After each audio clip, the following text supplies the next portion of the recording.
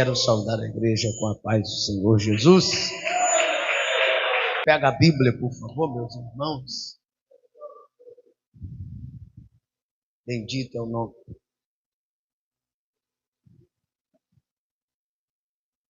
Gênesis.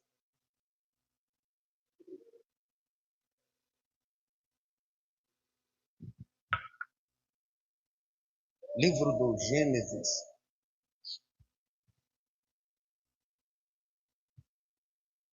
Encontre o capítulo 3. Deus abençoe você que está em casa, acompanhando a nossa transmissão. Que a sua vida seja alcançada pelo nosso bondoso Deus nesta noite, que a sua vida seja abençoada.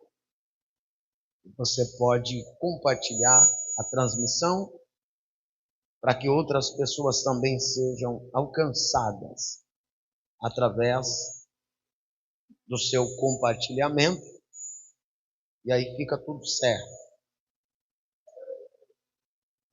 Gênesis 3, glória a Deus. Não pode faltar glória a Deus da parte de vocês.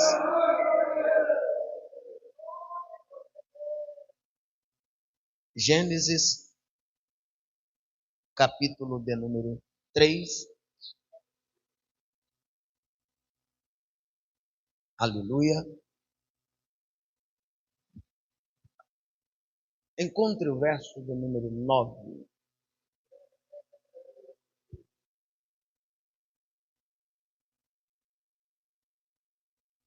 Estamos mais no culto da palavra.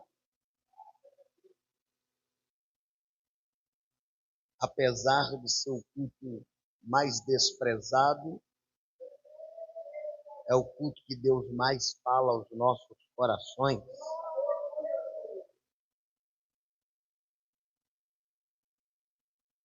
Quantos acharam, diz amém.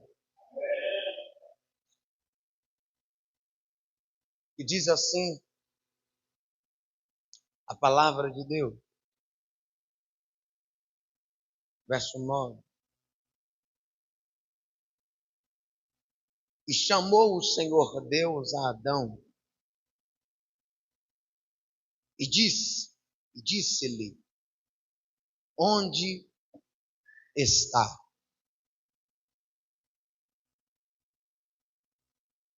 E chamou o Senhor Deus a Adão e disse-lhe, onde estás? Diga, meu Deus, fala comigo através da sua palavra. Se assenta, por favor. Me empreste alguns minutos da sua preciosa atenção. Não quero te cansar e nem te fadigar. A Bíblia, ela é o livro das perguntas. Você já observou que muitas vezes Deus, ele trabalha fazendo perguntas. Porque Deus é um Deus que faz perguntas. E às vezes achamos que até as perguntas que Deus nos faz são desnecessárias. Toda pergunta de Deus para o ser humano se faz necessário ou necessária. E a pergunta é, por que Deus faz perguntas? Será que Deus não sabe o que está acontecendo? Por que ele pergunta?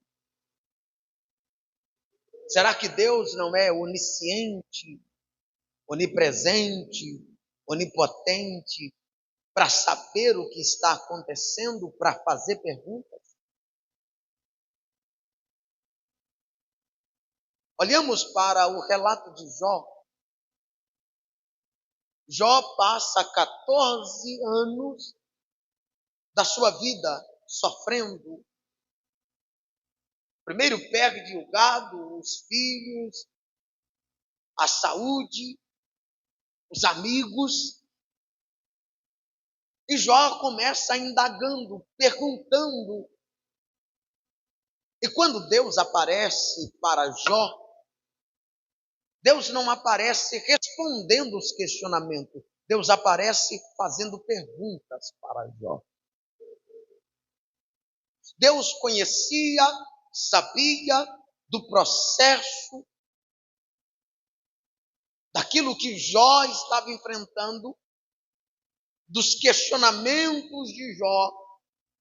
Agora Deus chega, em vez de responder as perguntas, Deus chega fazendo perguntas. Aonde você estava, Jó, quando eu criei a terra? Jó não teve resposta. Ô Jó, aonde você estava quando eu coloquei o firmamento? Jó não tinha resposta. Quando na verdade Jó precisava de respostas das suas indagações, Deus chegou fazendo pergunta, porque Deus trabalha fazendo pergunta. Exemplo, quando nós vamos em uma entrevista de emprego, nós somos entrevistados com perguntas. E são homens que nos fazem essas perguntas. E Deus também é um Deus que trabalha com perguntas. Deus é um Deus que nos dá um questionário e nós temos que responder o questionário de Deus. Apesar de nós olharmos e dizermos, não é necessário essa pergunta de Deus. Porque Deus faz pergunta. Será que Deus não sabe o que está acontecendo? Ele sabe. Ele não é onisciente, ele sabe. Mas mesmo assim, ele pergunta. Quando Deus perguntou para Adão, onde estás? Será que Deus não sabia que Adão estava escondido? E por que Deus pergunta? Porque Deus quer resposta. Mas ele não sabe, mas ele quer ouvir de mim. Aonde está?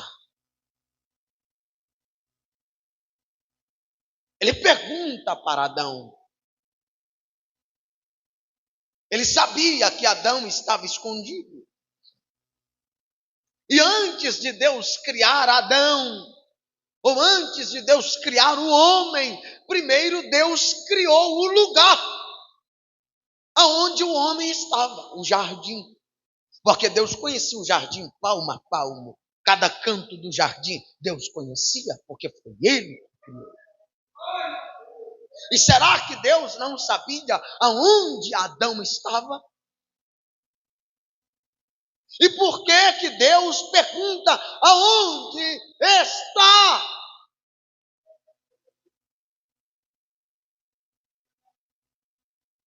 A pergunta é tão lógica. Porque Deus, no capítulo 4, verso 9, olhou para Caim e disse, onde está o seu irmão? A pergunta é, será que Deus não sabia que Caim havia matado Abel? E por que Deus perguntou? Por que Deus perguntou para Elias, no capítulo 19, verso 9? Por que Deus perguntou para Elias, por que estás aqui? Ou o que faz aqui, Elias? Será que Deus não sabia que Elias estava fugindo da perseguição de Jezabel? Ele sabia. Será que Deus não sabia que Jezabel queria matar Elias? Ele sabia. Porque Deus faz perguntas. Por que Jesus, em João capítulo 5, verso 6, Porque Jesus perguntou para o paralítico do tanque de Betesda: queres ficar são? Será que Jesus não sabia da condição de 38 anos esperando o movimento da água e não resolvia o seu problema? Será que ele não sabia? Porque ele perguntou. Porque Deus é um Deus que trabalha com perguntas.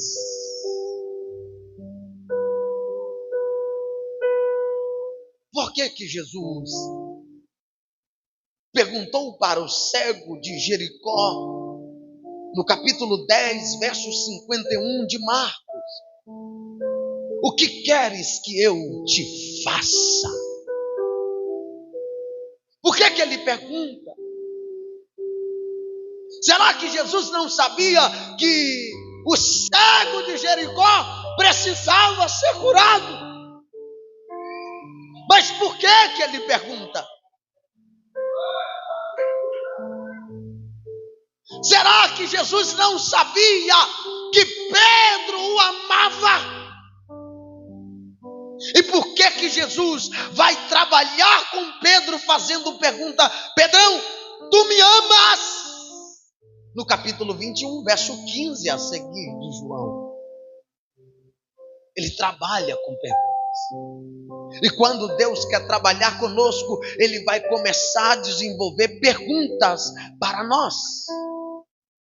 E quando Ele nos perguntar, Ele quer ouvir de nossa boca a resposta que Ele quer ouvir. O problema é que muitos de nós não damos a Deus a resposta que Ele espera de nós.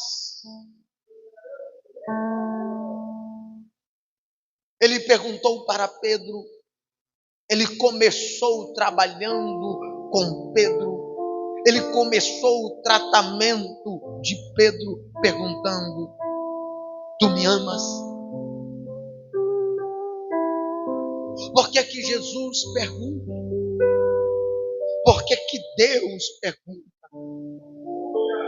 Eu aprendi que quando Deus pergunta, Ele tem 3 propósitos para a sua pergunta. O primeiro propósito de Deus na sua pergunta é: Deus quer que você se veja. Não é que você o veja, é que você se veja.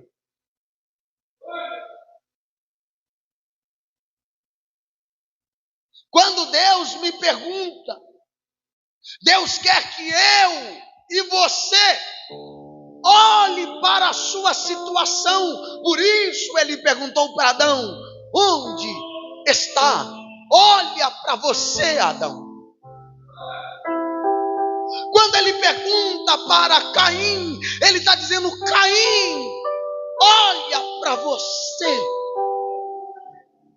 Quando Ele pergunta para Elias, Ele diz: Elias, olha para você. Quando Ele pergunta para o paralítico de Betesda, Ele está dizendo: olha para você, 38 anos esperando e não aconteceu, olha para você agora. Olhe para você, olhe para a sua situação. Quando Deus nos pergunta, Deus quer que você olhe para você, olhe onde você está. Aonde você está, Adão? Onde você se escondeu? Porque não dá para se esconder de Deus. Não dá para fugir do olhar de Deus. Onde está? Olhe para a sua situação. O que você fez da sua vida, Adão? Olhe para a sua situação, Caim. O que você fez? Se tornou um assassino, Caim. É um caminho sem volta. Em segundo, Quando Deus pergunta, eu aprendo que quando Deus pergunta, Deus quer que nós o vejamos.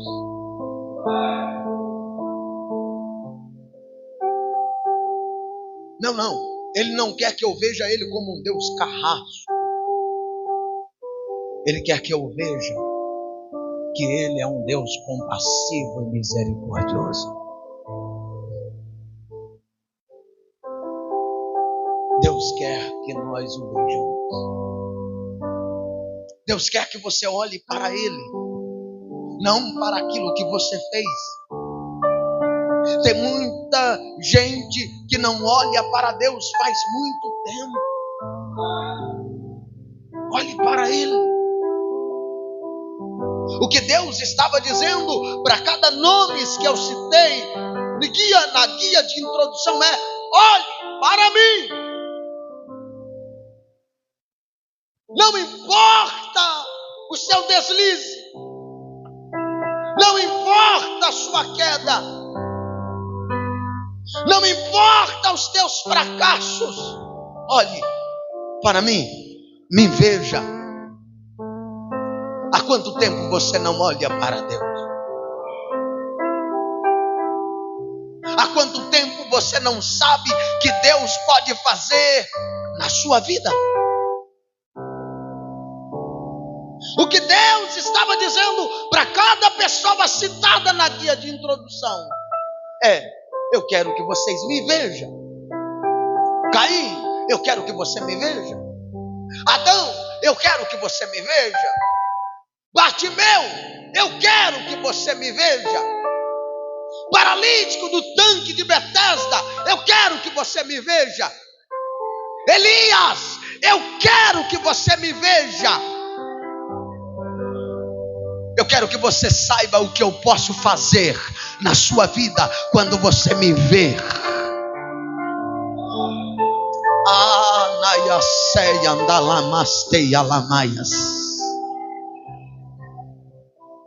Olhe para Ele.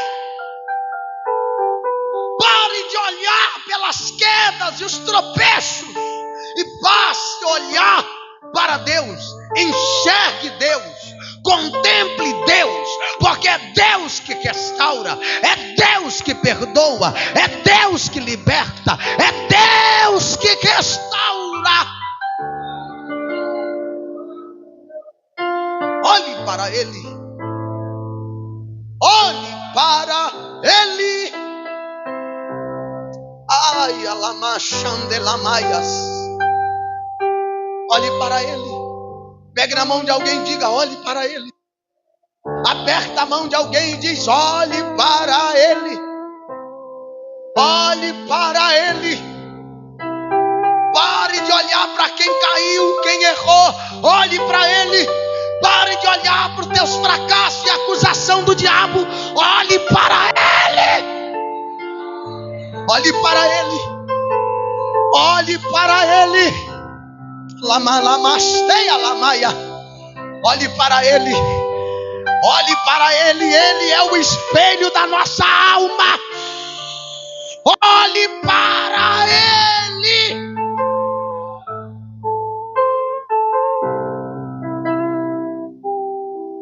Depois de olharmos para Ele,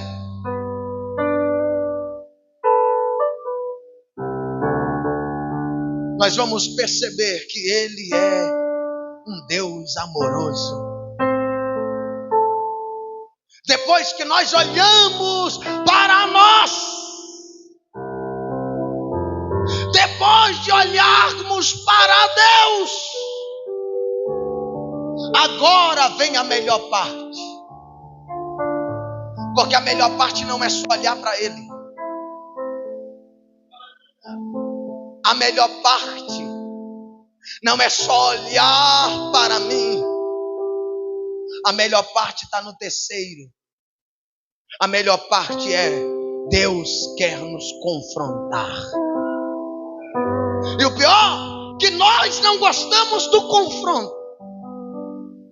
E todas as vezes Deus quer tratar de alguém, ele confronta.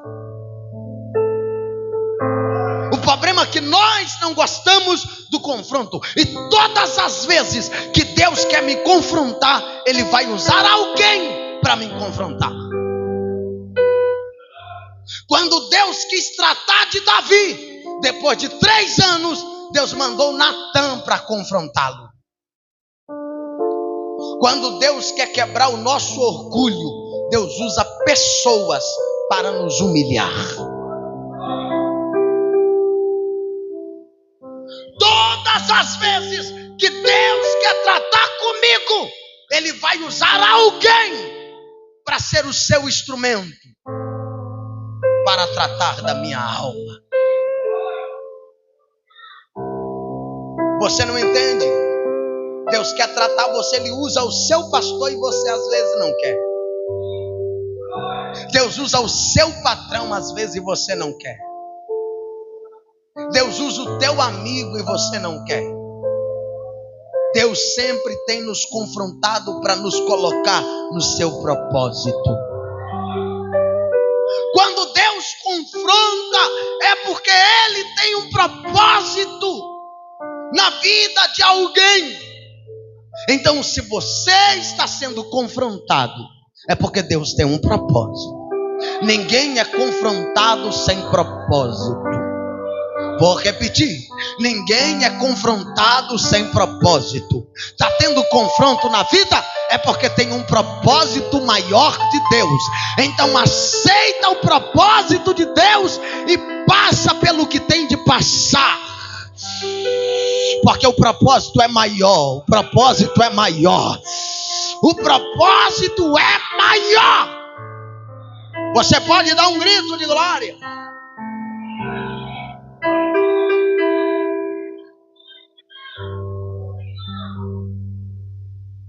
A verdade que não importa quanto tempo dure,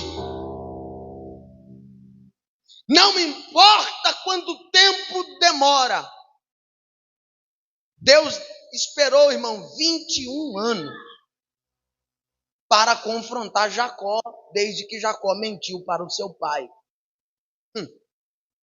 Sabe qual é o problema? O povo não gosta que eu bato, mas não tem como, né, irmão?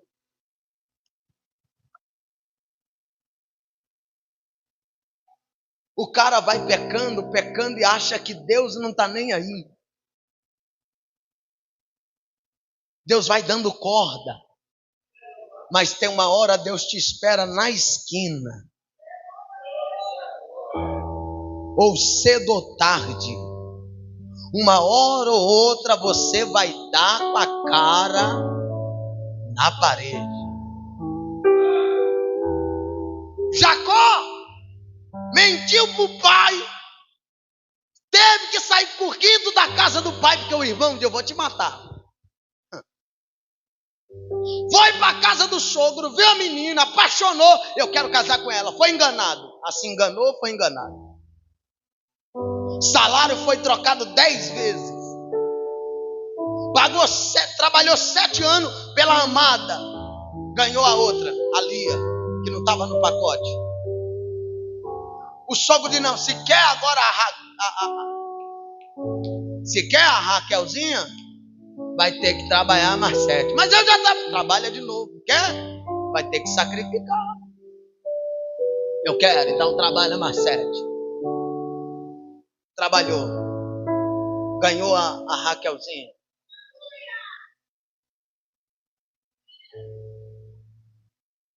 Quando ele disse: olha, agora eu estou na bênção. Agora eu vou mudar o salário. Era Deus dizendo: Jacó, ei, eu estou te dando sinais do meu confronto e você não está entendendo. Mas ele foi. Deus foi abençoando. E Jacó está achando que está tudo bem. Eu estou sendo próspero. Deus tá, a minha família está crescendo. Ó, já tem um time de futebol que já, olha a minha fazenda, já estou mais rico do que o meu sogro. Aí Deus disse: agora que vai. Eu vou colocar um desejo no coração seu, Jacó, de voltar para visitar seus pais. Só que quando Jacó vai, alguém chega: Jacó, seu irmão Esaú está vindo ao seu encontro. E Jacó disse: eu não posso encontrar com ele. E eu vou separar o gado, separa a mulher que eu amo, que é Raquel, e meu filho, separa, porque se Esaú matar o resto, sobra pelo menos a mulher, o menino que eu gosto.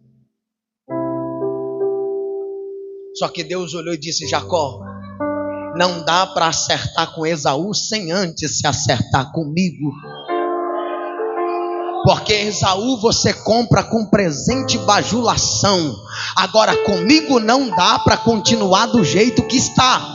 Não pense você que você é dizimista, é ofertante, dá oferta de missões, ajuda o pobre necessitado, que está tudo bem com Deus. Não está.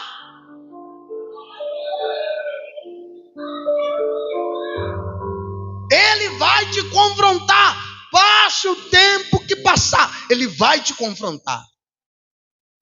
Ou cedo ou tarde. Eu já disse na guia de introdução,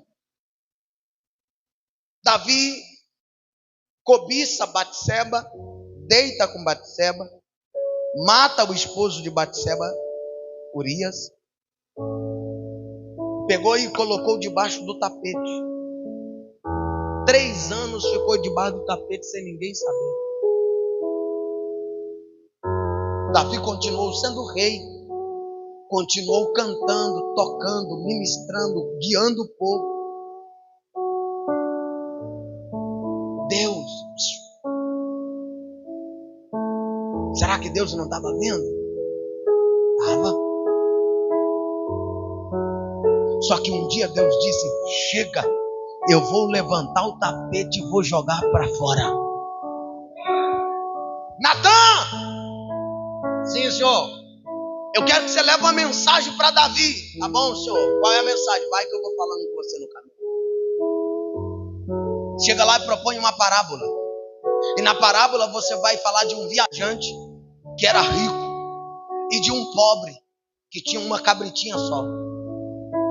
Ele chegou e disse: olha, Davi, é o seguinte, um certo homem viajante estava viajando, chegou na casa de um pobre, tinha uma cabritinha que comia no seu prato, dormia na sua cama. O viajante tinha muitas ovelhas, não pegou das suas ovelhas para dar ao homem pobre. E pegou, o rico pegou a única cabritinha que o pobre tinha e levou. Davi levantou furioso: esse homem é digno de morte, quem é ele? O Natan disse: é tu.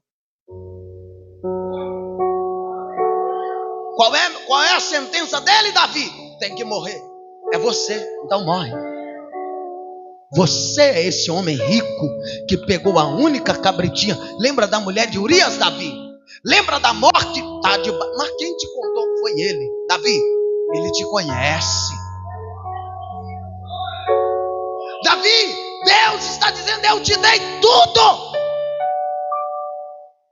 Se você tivesse me pedido, eu te daria, Davi.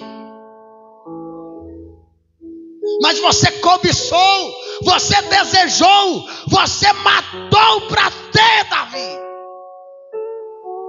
A espada de Deus não apartará da tua casa.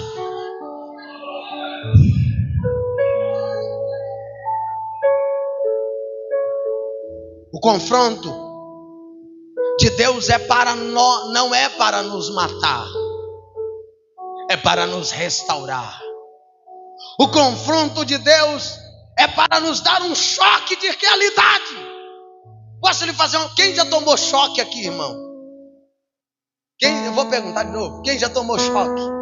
É bom tomar choque? Arrepia o cabelo. Você viu?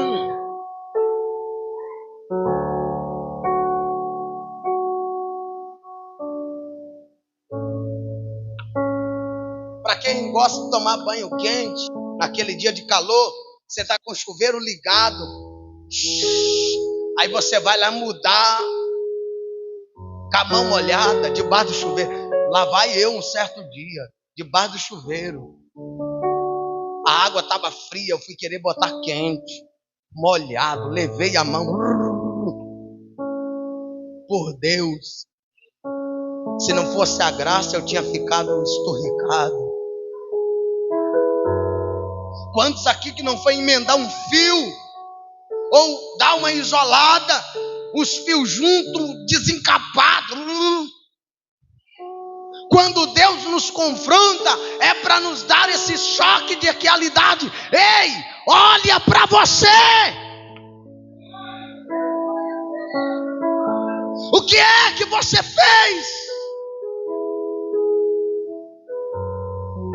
Se você já levou um choque, irmão, você sabe como é mexer com gente.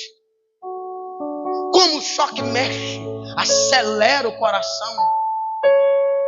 E tudo que Deus está dizendo, ei, eu quero te dar um choque de realidade com o meu confronto. Aonde está? Sabe qual é o resultado? Deus mostra aonde nós estamos. Quem já queimou aqui?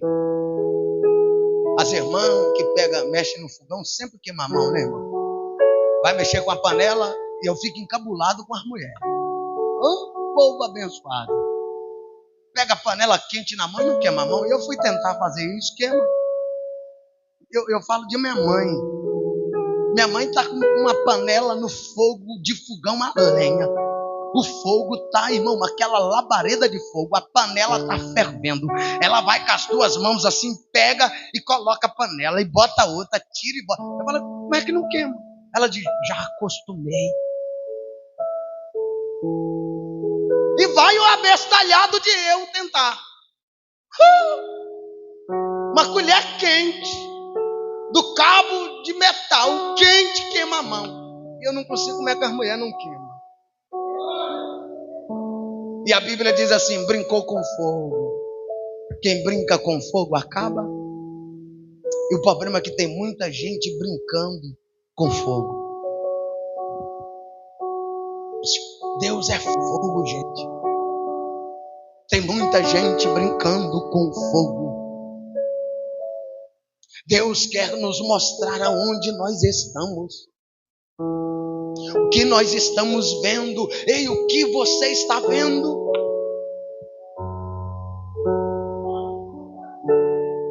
Adão, aonde está? Eu quero que você se veja aonde você está. Adão, o que você está vendo? Senhor, é que quando eu ouvi a tua voz, eu temi, porque estava nu. Se veja.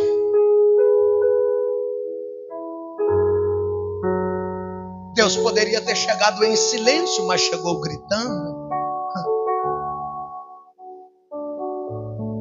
Deus poderia ter chegado e dizer, achei você. Mas Deus disse, aonde está? Se veja. Veja aonde você está. Quem te levou para aí? Se veja. Quando Deus nos confronta é porque Ele quer que nós vejamos a direção que estamos indo. Para onde você vai? Para onde você está indo? Quando nós saímos de carro, vamos para um lugar que não sabemos, nós temos o quê? O GPS. Colocou o endereço, o GPS leva no lugar. O que Deus está dizendo é, coloque no GPS espiritual e veja para onde você está indo. Você perdeu no meio do caminho porque não colocou no GPS da palavra. Você não olhou para o espelho da palavra. E se você não olha pelo espelho da palavra, Satanás vai te fazer olhar para trás e você vai cair. Olhe para a palavra. A palavra vai nos mostrar para onde estamos indo. Em que direção nós estamos? Quando Deus perguntou para Adão: onde está? Deus não perguntou para obter informação da localização. E o problema é que a gente acha que Deus quer saber da nossa localização. Não. Deus não quer saber da nossa localização, aonde nos escondemos. Deus perguntou para obter confissão. Aonde estás, Adão? Deus sabe aonde você está. Ele não precisa saber da sua localização. Ele quer ouvir da sua boca a sua confissão. Eu errei, eu caí, eu fracassei, eu estou fraco, eu não vou conseguir mais. Ele quer ouvir de você.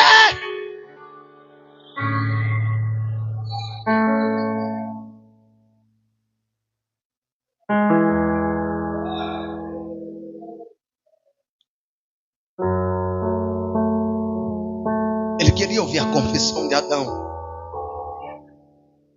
Eles precisavam se apresentar e reconhecer o mal que eles fizeram. Não estou dizendo que ninguém está errado, mas se errou, vai diante de Deus. Ele quer ouvir da sua boca: eu pequei, eu errei, eu transgredi, eu vacilei. Ele só quer ouvir a sua confissão. Reconheça o mal que você fez. Cristiane, a pergunta de Deus para Adão, no capítulo 3, verso 9, para Adão: onde estás? A pergunta no original não é onde estás, mas a pergunta no original, pastor Manuel, é: onde caíste? Não é onde está. No original é aonde caíste. Lembra o que Deus disse para a igreja? Lembra-te de onde caíste. O Adão, aonde você caiu? Não é aonde você está, é aonde você caiu. Porque não dá para voltar aonde está, tem que voltar aonde caiu. Aonde está? Ou também, ou por que caíste? Ou por que caiu? Por que você caiu? Caiu porque não vigiou. Se caiu é porque não orou. Se caiu porque não estava firme. Se caiu porque o diabo já tinha enganado você há muito tempo. Jesus disse: orai e vigiai para não entrar em tentação. Antes de qualquer pessoa cair em pecado, ele entra em tentação. Todas as vezes que você vê alguém caindo, é porque ele entrou em tentação. Ninguém cai da noite para o dia. Ninguém. O pastor caiu porque ele entrou. O obreiro caiu porque primeiro ele entrou. Lembra de José? Foi tentado, mas não caiu. Lembra de Jesus? Foi tentado, mas não caiu. Por quê? Porque eles oravam e vigiavam. E quem não vigia e não ora, cai.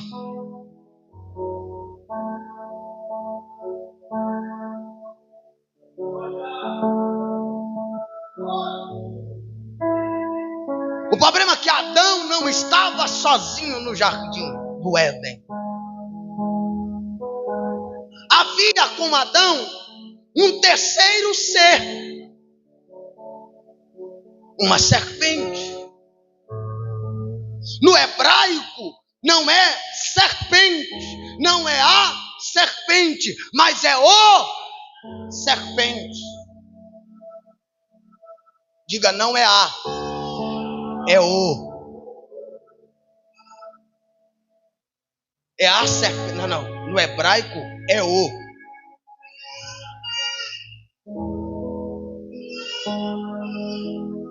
Era um ser com uma forte influência maligna que soube dominar Eva. Eva foi dominada não é pela serpente, é pelo o serpente. Foi ele que influenciou. Lembra que Satanás influenciou a terça parte dos anjos no céu. No céu. A terça parte foi enganada, foi influenciada. Imagina quem está longe de Deus. Se no céu, que é lugar de glória, aonde desfruta de toda a majestade, a terça parte foi enganada, imagine quem está longe de Deus. Imagina se esse ser maligno, que tem uma influência maligna, soube dominar Eva. Isso mostra que Adão não estava cuidando do jardim como deveria cuidar. E vou lhe dizer uma coisa: cuide bem da sua vida com Deus. Não pense você que Satanás está lá fora. Satanás está dentro da igreja. E a gente pode orar, pode espernear, ele vai ficar. E geralmente ele está no altar ensinando. Geralmente ele está na escolinha ensinando. Ele está na ZBD ensinando. Ele está nos palcos ensinando. Ele está na música ensinando. E a gente, como está? Estamos guardando aquilo que Deus nos entregou para guardar.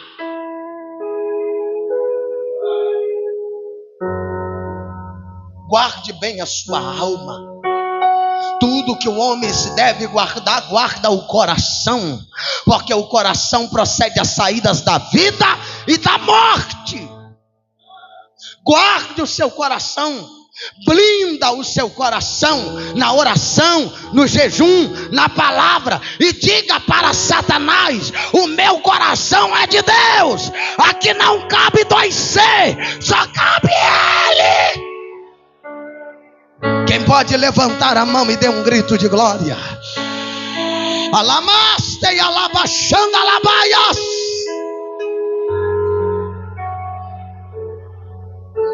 Satanás aproveita da nossa fragilidade.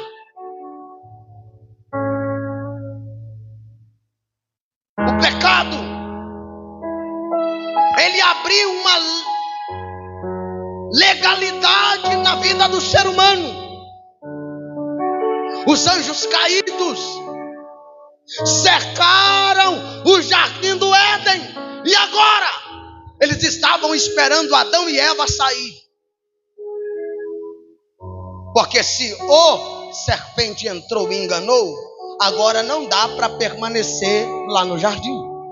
Só que Deus é tão fiel que Deus não vai expulsar Adão e Eva da mesma forma que eles estavam.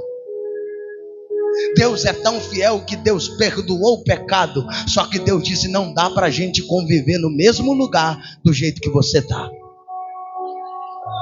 Você entregou a legalidade do jardim para Satanás. E para mim ter de volta o meu jardim, eu preciso te tirar do meu jardim. E agora Deus coloca o querubim para guardar o jardim. E agora, se o homem quiser entrar no jardim, só tem um jeito do homem entrar no jardim de volta: é através do sangue do Cordeiro imaculado no Calvário.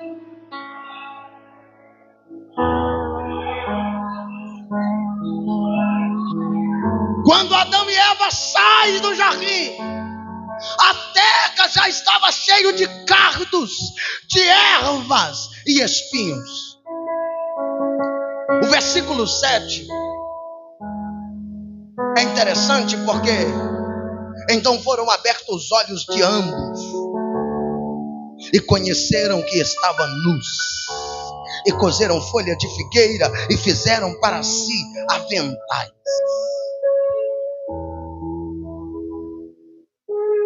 Quando Adão e Eva pecam, ou quando Adão e Eva pecaram, a reação foi tão assustadora para eles,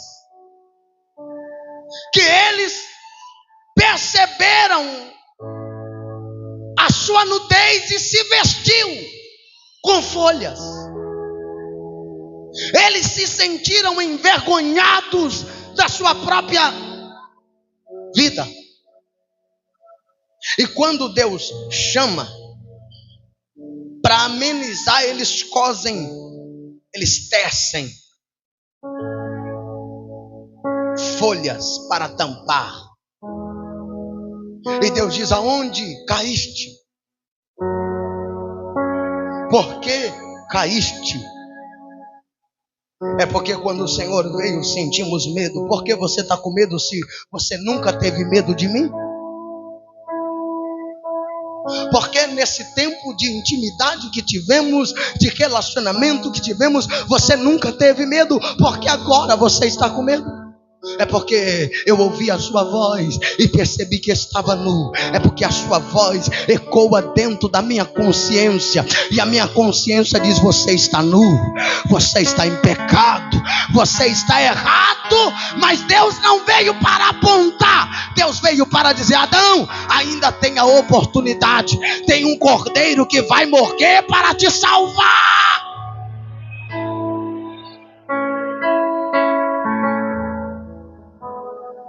O interessante está no verso 10. E ele disse: ouvi a tua voz, sou lá no jardim, temi, porque estava nu e escondi. Interessante, gente, que eles já estavam vestidos. Por que Adão disse para Deus que teve medo? Que ele estava nu. Como ele estava nu se ele já tinha feito vestes?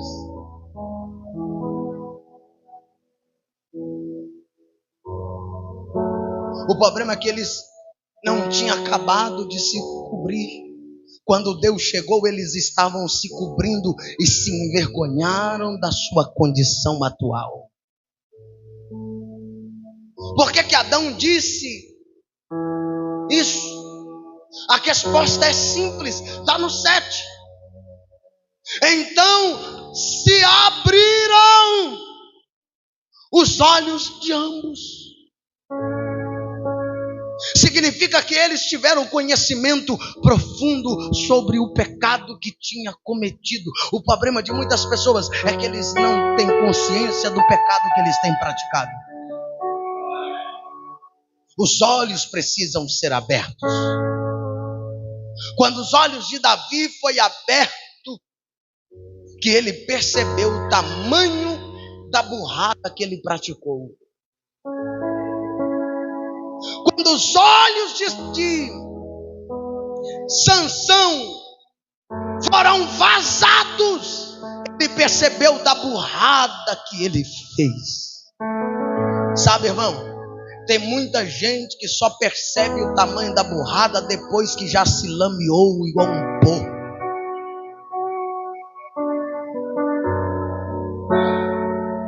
A pombagira chega e apresenta, e ele cai na lábia da pombagira.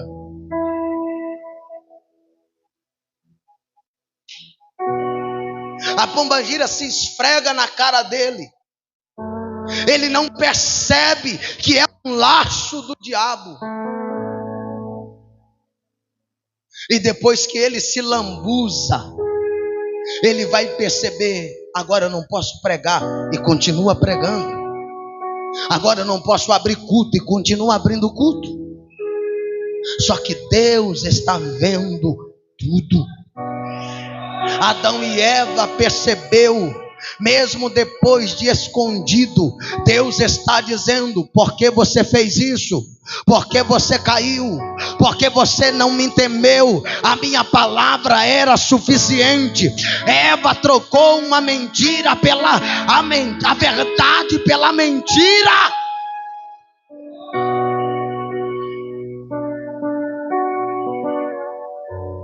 Adão reconhece que não há nada que ele pudesse fazer para esconder o pecado da desobediência. Já aconteceu, não tem como voltar mais atrás. A única coisa agora de alguém que caiu é ser tratado, é ser restaurado. E para tratar é necessário confronto. Eu já atendi pessoas no gabinete pastoral que pecou, e quando veio a orientação do pastor de repreensão, até disse que ia me levar para a justiça.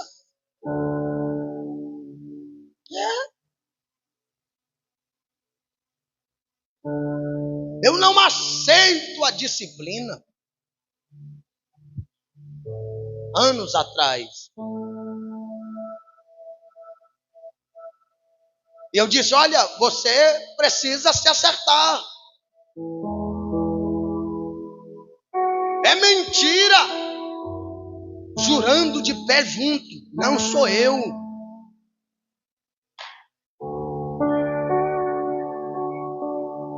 E se o senhor me disciplinar, eu vou processar o senhor. E eu tinha foto da pessoa. Porque a mesma pessoa que essa pessoa caiu com ela, foi a pessoa que mostrou a foto. Eles brigaram e a pessoa veio e passou: olha aqui, a irmã fulana de tal, que está cantando aí no grupo da igreja, ó, ela aqui, ó, eu e ela.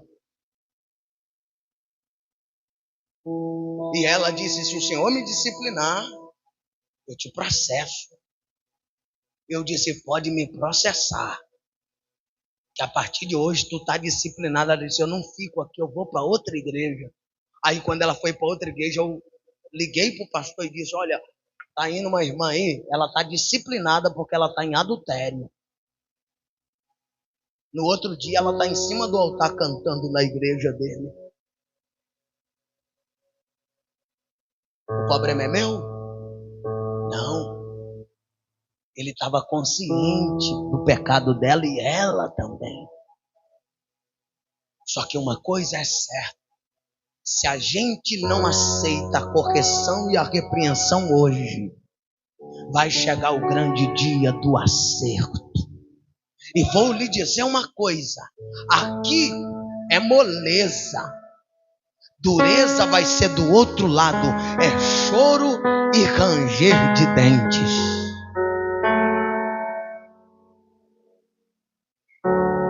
Irmãos, nós precisamos reconhecer quando nós caímos. Tudo que a gente faz, por mais que escondido que seja, Deus está vendo. Deus vê quando alguém fala mal de você. Deus vê quando alguém denigre a sua imagem, mente sobre você. Deus vê quando as pessoas te caluniam. E vou lhe dizer uma coisa: não se revida. Porque se você tem consciência que você não praticou tal ato, Deus é fiel para te justificar. Deus não vai deixar você ser injustiçado. Não vai. Mas se eu estou errado, eu preciso reconhecer que estou errado. Aonde você caiu, Adão, está na hora de voltar aonde você caiu e se levantar. Quando nós somos acusados, só um inocente pode nos justificar. Deus pegou um animal, matou o animal, pegou a pele do animal e disse para Adão: esta roupa que vocês fez não serve. E vou lhe dizer uma coisa: tem roupa que você veste e não serve.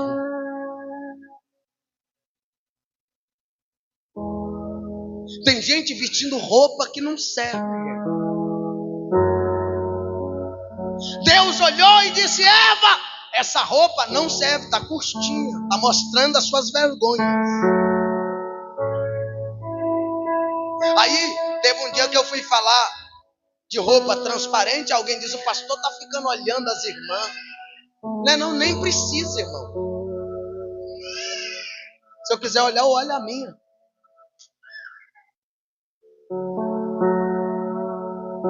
É verdade. Meu filho, eu tenho um espelho lá em casa.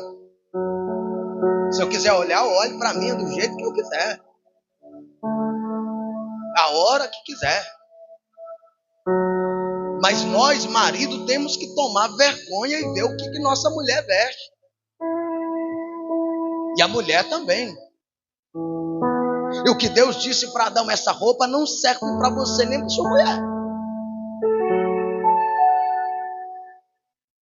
O animal inocente teve que morrer para servir de veste para os dois. Cuidado com as suas vestes.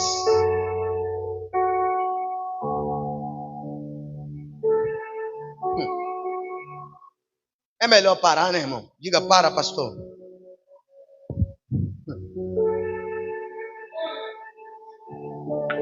Diga: para, pastor. Chega. Tá pesado, né, irmão? Por quê que o animal morre? Porque a pele do animal serviria de veste para tampar a nudez de Adão e Eva. Porque a nudez dele só servia enquanto ele estivesse no jardim. Saiu do jardim, não dá para sair pelado. Não dá para sair com essa roupa. Vai sair do jardim? Sai, mas sai vestido, Adão. Tá aí não? Vai sair de casa, sai vestido, meu. Bota uma roupa, bota uma nágua, bota uma roupa de baixo. O varão vai sair, tá vendo que tá meio cheinho, a camisa não tá fechando, tá mostrando a barriga, mostra, meu filho, bota uma camisa por debaixo para não mostrar.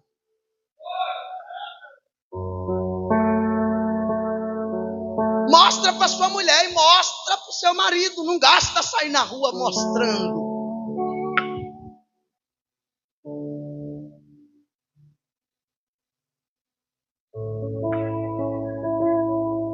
Me chamam de extremista, né, irmão?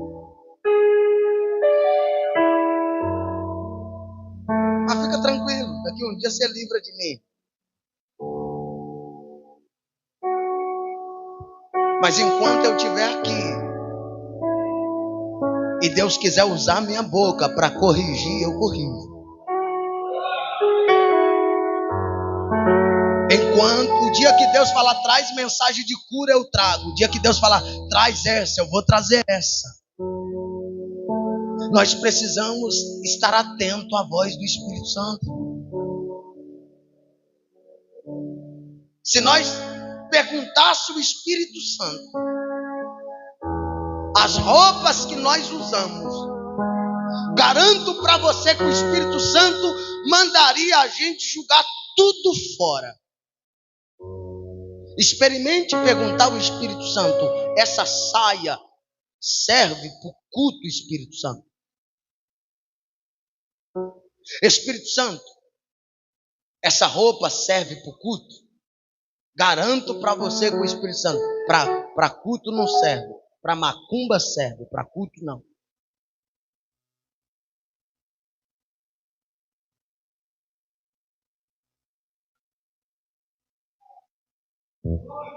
Dá um glória que alivia, irmão.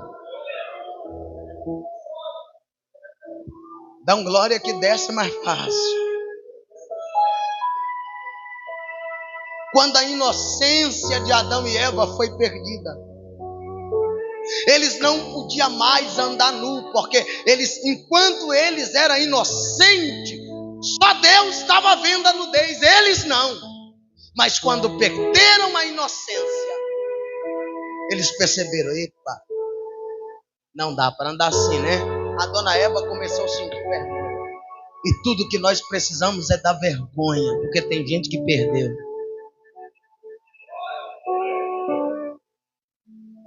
Que o Espírito Santo coloque vergonha em nós, irmão. Hoje o que muitos crentes precisam é de vergonha, porque perderam a vergonha. Perdeu a vergonha do tipo de culto que dá para Deus, do tipo de louvor que dá a Deus, do tipo de rendição que nós damos a Deus. Irmão, é melhor a gente terminar. Será que Deus está satisfeito com o nosso culto, irmão?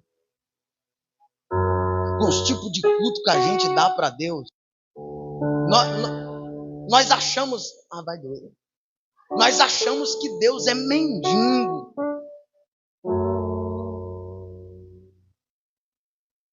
Você acha que Deus anda mendigando por aí? Mendigando glória a Deus, aleluia, obediência? Você acha que Deus está mendigando obreiro? Você acha que Deus também... Não, meu amigo, Deus não é mendigo, não. Você está dando para Deus pela metade uma coisa que deveria ser entregue por inteiro. A gente vem para a igreja 2 horas de culto, 2h30 de culto. A gente rouba pelo menos 1h30. E achamos que é demais.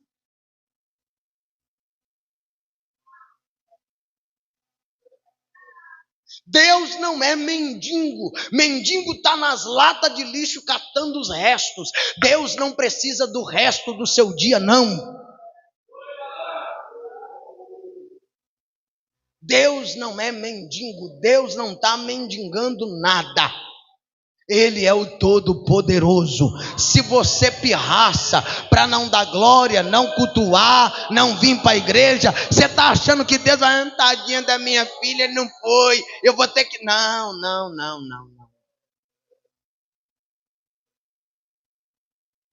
Você está achando que Deus está mendigando o seu louvor? Tá não. Se a minha serva não cantar, eu vou ficar em crise de ansiedade. Você vai enrolar todinho, meu filho, que Deus não precisa do seu louvor. Mas vou lhe dizer uma coisa, você precisa dele. Deus não precisa de você, Deus não precisa de mim. Eu preciso de Deus, você precisa dele. Adão precisava de Deus para ser perdoado. Elias precisava de Deus. O cego precisa. Nós que precisamos, não é ele que precisa de nós. Fica de pé, vai.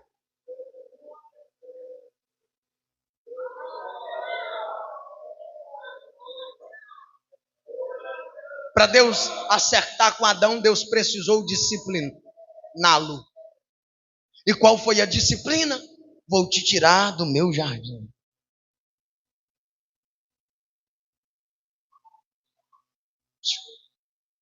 Às vezes tudo que Deus vai tirar da gente é a oportunidade para tratar da gente.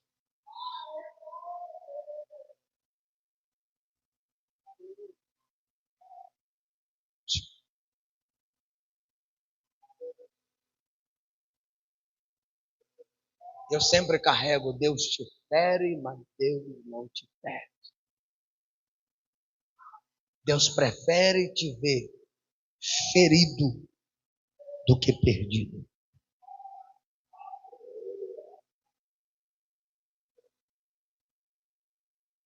Fecha seus olhos.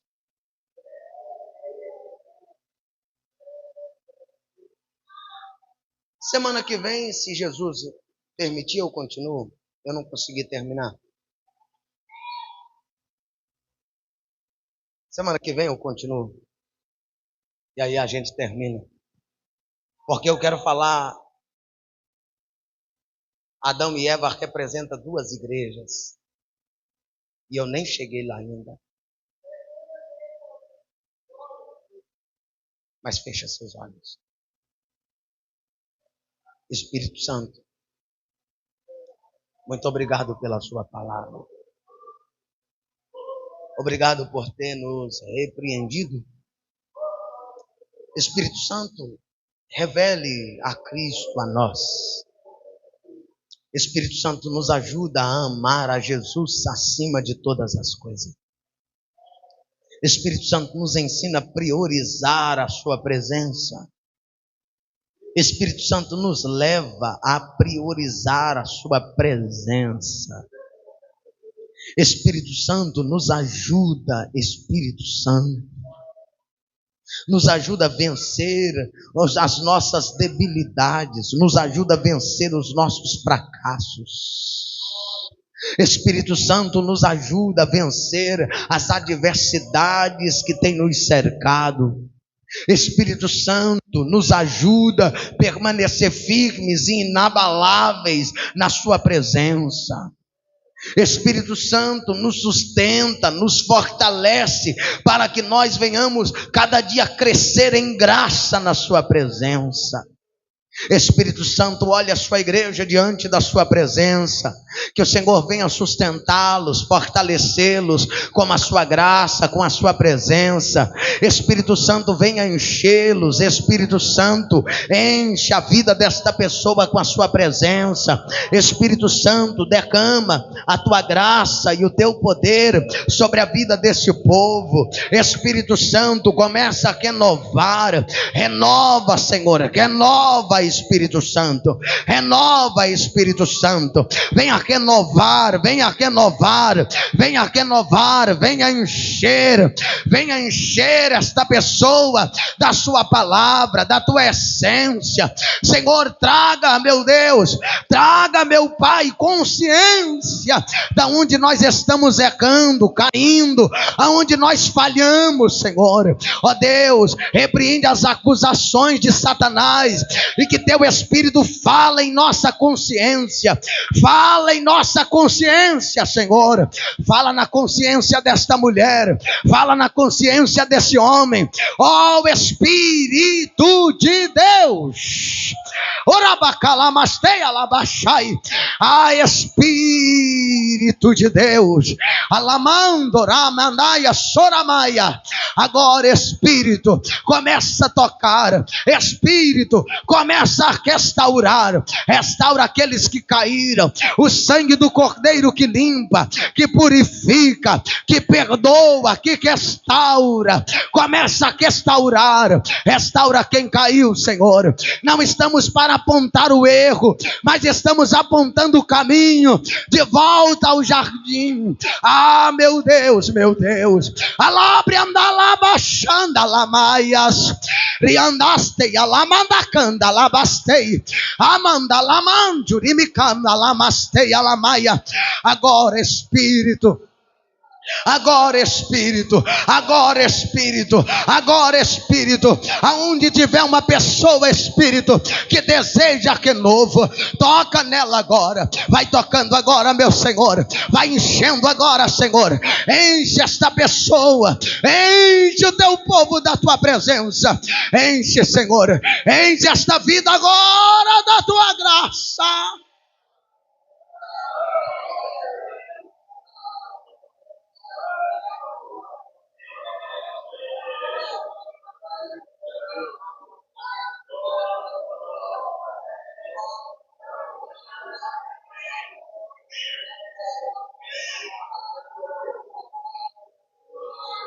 Tua graça, Jesus, tua graça, Jesus, tua graça, Jesus, tua graça, Jesus, tua graça, Jesus, tua graça é o que nos basta, tua graça é o que nos basta, Jesus. Nós precisamos da tua graça para vencermos os dias maus. Nós precisamos da tua graça, Jesus. Derrama graça, meu Pai, graça, favor imerecido. Derrama graça sobre a cabeça desta pessoa. Esta pessoa que está apagada espiritualmente, acende ela de novo. Acende a chama do teu espírito de novo. Acende a chama de novo. Acende a chama de novo. Acende a chama, Jesus. Acende a chama, Jesus. Acende a chama, Jesus. Acende a chama do teu espírito sobre a tua igreja agora.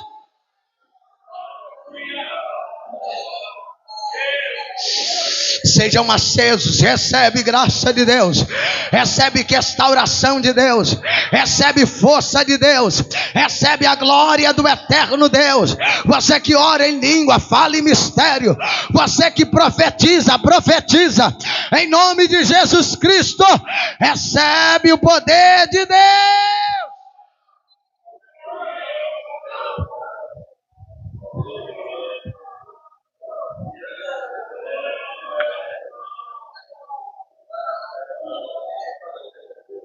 Espírito Santo, fica conosco, Espírito Santo. Continue nos abençoando, Espírito Santo. Obrigado, Espírito Santo. Obrigado, Espírito Santo. Sustenta o teu povo, Espírito Santo. Oh, glória a Deus. Glória a Deus. Levante as suas mãos quem recebe a palavra de Deus. Quem recebe a palavra de Deus, dê uma salva de palmas misturada com glória. Isso, palmas e glória a Deus.